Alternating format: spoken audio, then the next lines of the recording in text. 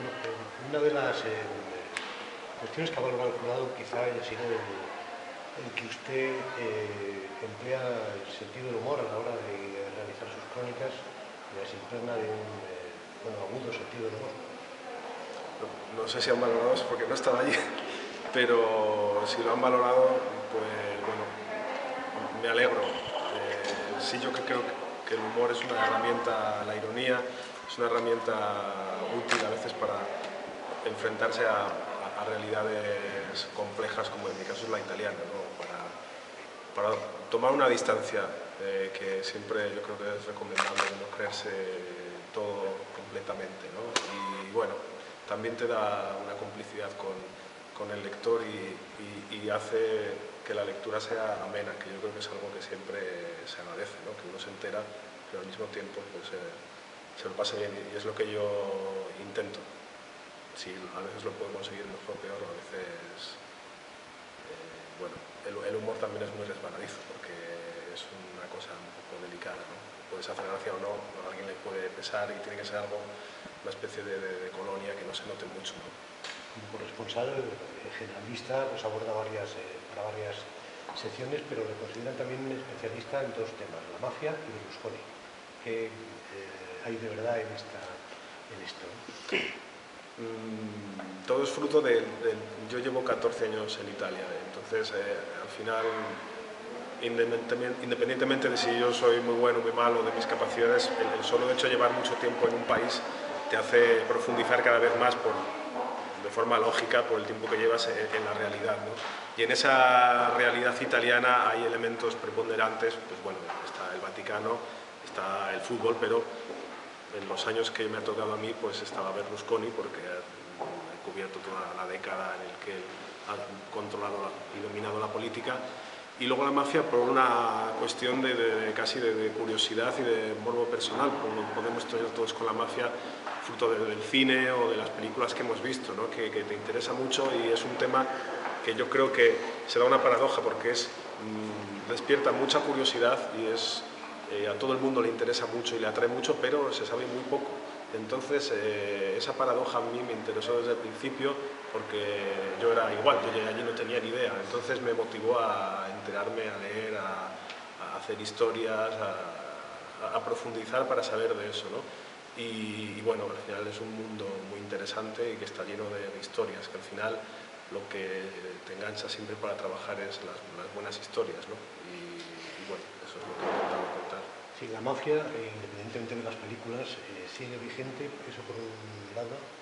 Por otro lado, en el segundo libro, después de la crónica de la mafia, hace un recorrido por la costa española, vinculándola también a zonas de corrupción debido al ladrillo. ¿Qué relaciones hay entre la mafia y España? ¿En qué se puede equiparar Italia y España, ¿no? Son varias preguntas, ¿no? Sí. Bueno, la primera pregunta es si la mafia sigue vigente. La mafia sigue existiendo y está muy globalizada, pero también es muy invisible, entonces por eso es más peligrosa, porque sigue haciendo muchísimo dinero, está en todos los países, también está en España, aunque no se hable mucho de ello, pero bueno, aquí sobre todo la camorra y la 'ndrangheta, pues hay muchísima presencia, ¿no? De hecho, el país fuera de Italia donde más capos de la camorra se han detenido es España en los últimos años, ¿no? Aquí han hecho mucho dinero y han reciclado mucho dinero pues, con el boom inmobiliario, tienen empresas, etc. Pero bueno, también aquí ha habido muchos arrestos en los últimos años, ¿no? Y la atención ha crecido. En el segundo libro que he publicado ahora son unos reportajes que hice en su día en mi periódico El Correo y en todo el resto de los diarios del Grupo Vocento. Fue un viaje que hice en 2008 por todo el litoral mediterráneo, pues porque yo llevaba mucho tiempo fuera y me parecía que se estaba volviendo todo el mundo un poco loco en España, ¿no? Y había este momento culminante del bienestar y de la expansión económica que nos pensábamos que éramos todos millonarios, no sé. Y bueno, recorrí la costa ese verano en un descapotable no sé, por darle un aire distinto. En principio la idea era con un 600, pero era inviable por los problemas para encontrar el 600 y para poder acabar el viaje en condiciones. Y hice un viaje que bueno, me encontré el retrato en el paisaje, en las costumbres, en los hábitos, en las ropas, en las modas, en los comportamientos de un país que me parecía que estaba bastante loco. Y 15 días después de publicarse el último capítulo del reportaje, pues fue la quiebra de Lehman Brothers y luego el hundimiento definitivo de todo, cuando la crisis ya fue oficial y ahora todos hablamos de la crisis y ya sabemos lo que es, entonces no se hablaba de ella, ¿no? Vivimos en esa situación desde entonces. Ese viaje que fue hace 7 años detectaba, creo yo, lo que estaba pasando, que ahora estamos viendo las consecuencias, ¿no? Porque sus efectos han sido muy profundos y están saliendo ahora a la luz muchas consecuencias, con muchos procesos judiciales, la corrupción, y eso era un panorama casi moral de lo que estaba ocurriendo, ¿no? Obviamente entonces no sabíamos de la mitad ni de la mitad que sabemos ahora, pero se podía intuir que todo ese esplendor era un poco postizo, un poco sospechoso.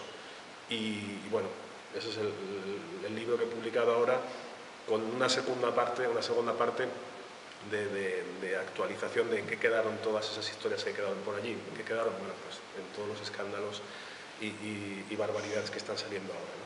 Y bueno, ha quedado una especie de vademecum de la corrupción en el litoral mediterráneo, que bueno, usando el humor he intentado que sea llevadero, como yendo en descapotable, pero también a veces pues da para llorar, ¿no? Se considera privilegiado porque tiene un puesto estable de corresponsal, lleva 14 años en una situación, en una profesión que vive una situación un tanto difícil, donde los freelance y colaboradores cobran miserias por sus crónicas y donde hay redacciones vacías porque han sido despedidos los periodistas. Sí, es así. El corresponsal, que en este premio se reconoce ese tipo de trabajo del periodismo que es tan especial, es verdad que es una figura, no sé si en extinción, pero desde luego está en franca retirada, porque en momentos de crisis un corresponsal cuesta dinero, tener a alguien en el extranjero en condiciones, con una casa que le pagas el teléfono, etcétera, ¿no? Yo tuve la suerte todavía de ser de los últimos, creo yo, por lo menos de lo que he visto en Roma, que todavía llegaron con un sueldo digno y los gastos pagados, y bueno, te podías dedicar a hacer tu trabajo bien, ¿no? Después ha sido una degeneración muy rápida, en muy poco tiempo, de sueldos y de condiciones, incluso en las relaciones humanas, ¿no? En el trato a la gente, en las empresas, que bueno, pues ahora es un corresponsal que por supuesto ya no tiene contrato ni nada, pero son freelance que trabajan para 4, 5, 6, 7 medios y lo que haga falta, ¿no? Radio, televisión, tierra, mar, aire, hacen el videocuento o lo que sea. Y claro, son gente muy buena muchas veces, a veces mejores que yo incluso, pero que se desviven como hombres orquesta. Es imposible de hacerlo bien así, ¿no? Es imposible, pero no te ponen las empresas en la condición de hacerlo bien. Entonces la calidad media ha degenerado mucho, no obstante que gran parte y la mayoría de estos compañeros son encomiables lo que hacen y cómo lo hacen, ¿no? Y cómo tienen que vivir, pero muchas veces sin perspectiva de futuro, ¿no? Es gente joven que no ve un progreso más allá de bueno, todo eso cuando has empezado tenías la idea clásica de que empezabas por abajo con poco dinero, haciendo la mil, lo que fuera, pero había un horizonte de progreso que, en fin, que si eras bueno, si lo hacías bien, si valías, pues al final podrías estabilizarte, pero hoy en día muchas veces la gente empieza muy mal y pasan los años y sigue muy mal o incluso peor, ¿no? Y bueno, la gente, por desgracia, tiene esta costumbre muy arraigada de comer, desayunar y cenar, ¿no? Entonces mucha gente es que no llega para comer y ya para otras cosas ni te cuento, ¿no? Y también gente que quiere formar una familia, tener niños, no se puede, no podemos aspirar a tener gente joven quemada constantemente, ¿no? Y generaciones y generaciones de gente quemada. Gente además que es muy buena y que sabe muchísimo, sabe idiomas, se maneja de todo, hace mil cosas. Entonces es una falta de visión de futuro y sobre todo de comprensión de la profesión periodística, ¿no? Porque es que la calidad al final se reconoce y vale la pena. Entonces, cuando ahora estamos todos en crisis medio locos y desorientadísimos de qué es lo que hay que hacer, porque esto no cae la publicidad, caen las ventas, la gente no compra periódicos, ¿qué hay que hacer? Pues hay que hacer lo de siempre, pero basta hacerlo bien, o sea, hacer lo que sabemos hacer. Pero es que eso es muy difícil hoy, porque hay muchas dificultades. Al recoger el premio, de hecho, ha comentado que deberíamos de tener menos prisa, ¿no? De pararnos un poquito para hacer la información. Sí, digo un poco provocativamente que yo estoy a favor de perder un poco el tiempo trabajando. Esto lo dices en la reacción y claro, pero en el buen sentido, es decir, que hay que dar tiempo a las historias, a las personas, a los lugares para que salgan a la luz los hechos, lo que ha pasado, las intimidades, los detalles, que eso es lo que enriquece y hace reales las historias y emotivas y buenas, y que se crea una empatía, ¿no? Con la prisa que tenemos hoy, que estamos tuiteando y metiendo todo en internet, actualizando, vamos medio locos, ¿no? Y muchas veces esa prisa, bueno, nos mata las noticias y nos mata a nosotros, porque acabamos medio locos. Entonces, luego se ve el resultado.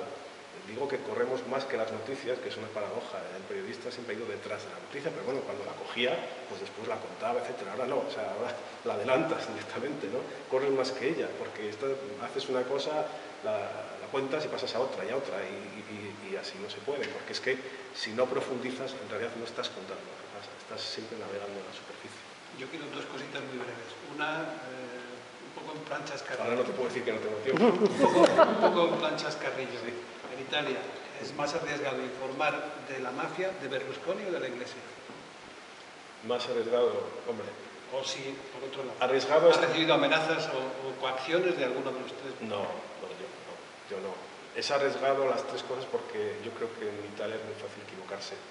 Entonces es arriesgado en el sentido de que te puedes equivocar porque nada es lo que parece y lo que un día parece la gran noticia del año, al día siguiente es todo mentira, ¿no? Entonces es todo un gran juego con su decorado que es un país muy complejo y resbaladizo, ¿no? Parece un país muy luminoso y que todos conocemos muy bien porque tenemos muchos estereotipos sobre él, pero al mismo tiempo es muy misterioso y muy oscuro, ¿no? Entonces, superar esos estereotipos y conocerlo bien es difícil. Yo llevo allí muchos años y todavía todos los días me sorprendo cuando veo el periódico, veo algunas cosas, me llevo las manos a la cabeza y digo, ¿cómo es posible esto? Hay cosas que no entiendo, ¿no? Y no somos tan parecidos los españoles y los italianos. Yo creo que no. Yo creo que es un gran equívoco que hay, que nos parecemos porque, bueno, hay similitudes obviamente, por ser gente del sur de Europa, del Mediterráneo, los que vivan en el Mediterráneo, porque España no es muy grande, pero somos muy distintos. El sentido del juego, de desdramatizar que tienen los italianos, de no tomarse las cosas a la tremenda, del sentido de la deportividad, en España yo creo que somos muy serios. Siempre que lo digo aquí la gente se sorprende. Somos muy graves, muy tremendistas, el mundo se acaba cada tarde, ¿no? Somos muy viscerales, todo es blanco negro, ¿no?